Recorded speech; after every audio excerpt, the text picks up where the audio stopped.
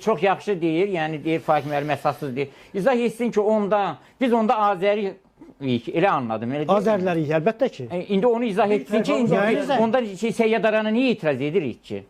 Mən Səyyədarana i sözünə görə etiraz elədim ki, Azər sözünü Səyyədaran deyir ki, Azərin yoxdur. Mən də etiraz edirəm ki, Azəri bizik də. Siz səhv saldınız yenə mən. Yəni onda biz Azəri Azər türküyük də, əlbəttə ki. Azər niyə olmasın ki?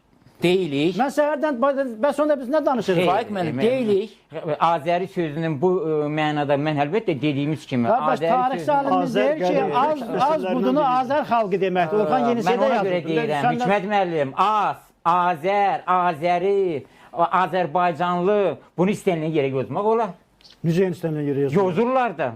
Məni göstərməyin, mən yozmuram. Nə yozuruq? Yaxşı, mən biz belə tarixi faktları səsləndiririk. Yazılı da olan tarix faktları. Yozan kimdir? Dediniz ki, Rusiya işləyən məmurlar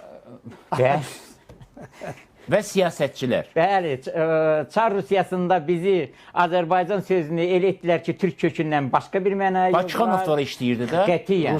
Abbasqulu Ağa Bakıxanov qətiyyən. Abbasqulu Ağa Bakıxanov Rus çarını izləmirdi. Mən sizə bir söz deyim. Vəzifəsi ola bilər, amma Abbasqulu Ağa Bakıxanovun mahiyyəti əsərləri türklük və İslamla bağlıdır. Yaxşı, Kəmal dövlət məktublarında məktublaşan şahzadələr kimlərdir dövlət adından?